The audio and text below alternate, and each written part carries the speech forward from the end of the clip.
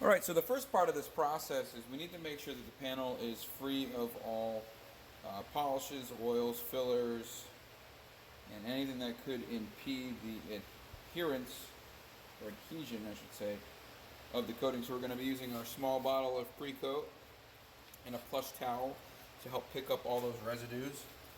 And you don't need to be um,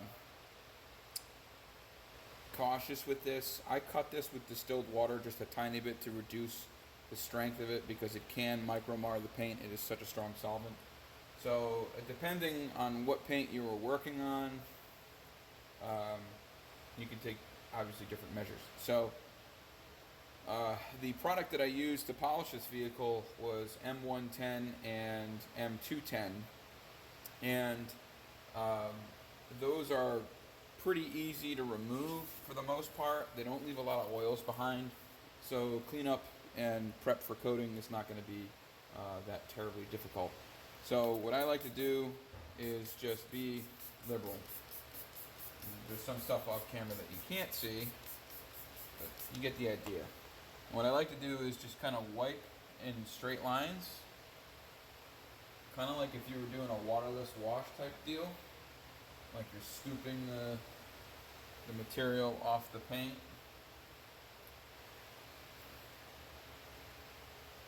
Again, there's some stuff you're not seeing me do, but it's okay, you get the idea. Right? And then I'll just use the other side of the towel and get the residue off. You don't want to let this sit on the paint too long. For a few reasons, mostly just so the coating doesn't get mixed up with it. And it is pretty good temperature in here. It's about 61 in here right now. This warehouse stays pretty cold during the summertime. It'll be like 90, 95 out and about 70 to 75 in here. In most cases, the only problem that I have is humidity. It gets trapped in here pretty easily. So that's kind of a bummer, but it is what it is. You learn to work with it and live with it. So just make sure that the pre-coat is off, and you're going to let that kind of gas out for a minute. Let it evaporate.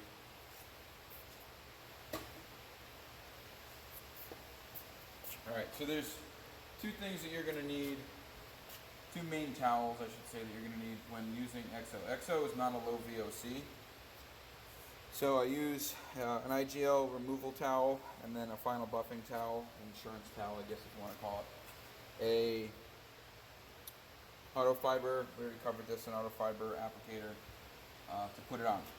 Now typically what I do is about one half of the car with one side, the other half with the other side, because at some point you're going to be applying pretty much cured coating onto the paint. It's going to get harder and harder to remove the residue. Yeah, okay. So we're going to be doing it the two-coat method, and I'm doing this based off of how somebody showed me how to do this with Gtechniq. You don't put one coat on and then wait. You do two coats right after each other. So one coat on, wipe it off, wait a minute, put the second coat on, wipe it off. Alright, so Exo V4 is a very good coating. It's a very good consumer coating. I've gotten really good results with it, even with one coat. It is initially a one-coat system, and it is originally a top coat, so two coats ensures one coverage and two durability.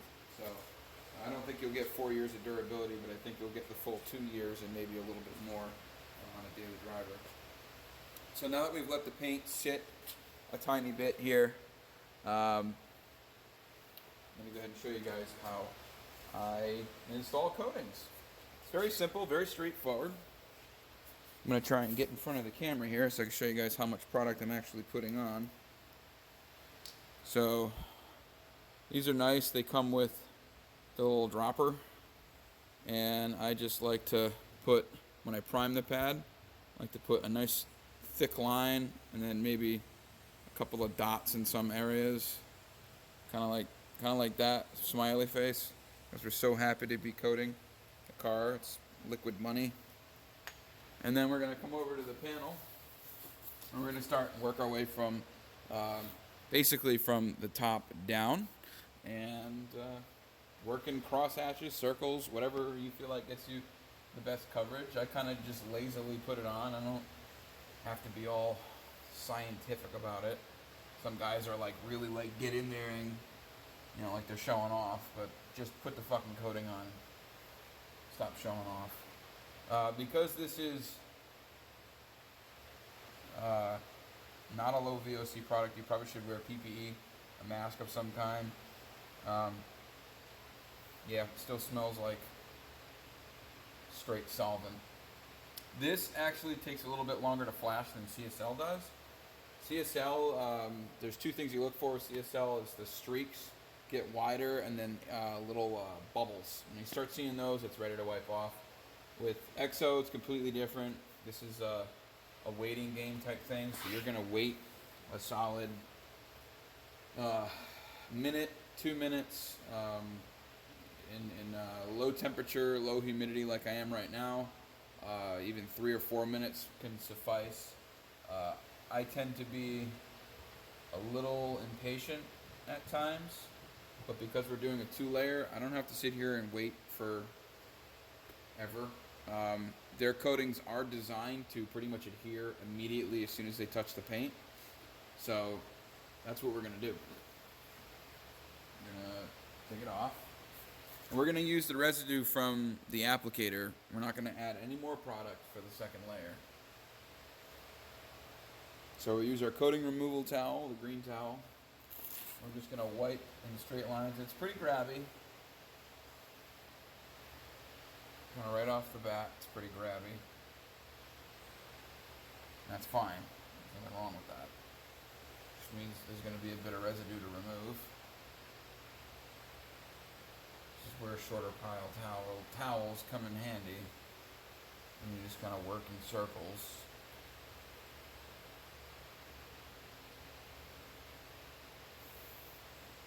And flip the towel.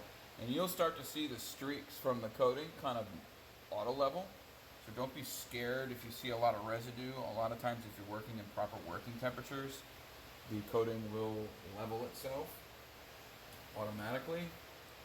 So we're going to take the residue and we're just going to quickly go back over the section.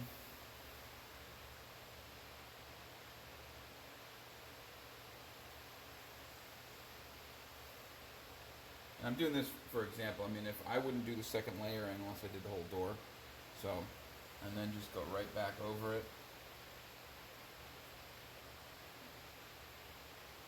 And if any of you have ever used Exo, you know how hydrophobic this is. It's almost as, if not more hydrophobic than IGL Kenzo.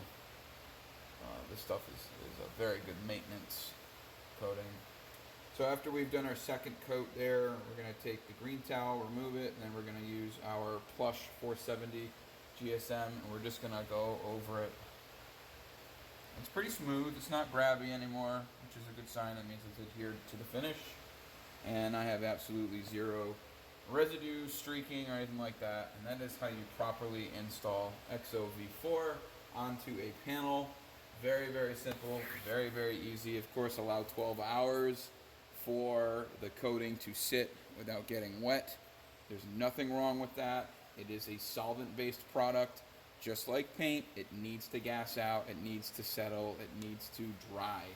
So that is it. I hope you guys learned something today. I wanted to make this a quick one for y'all. And if you have any questions about any other coatings, I do use IGL coatings, and I do have some experimental coatings here. Yeah, that's pretty much it. Really straightforward. Liquid money, people. Liquid money.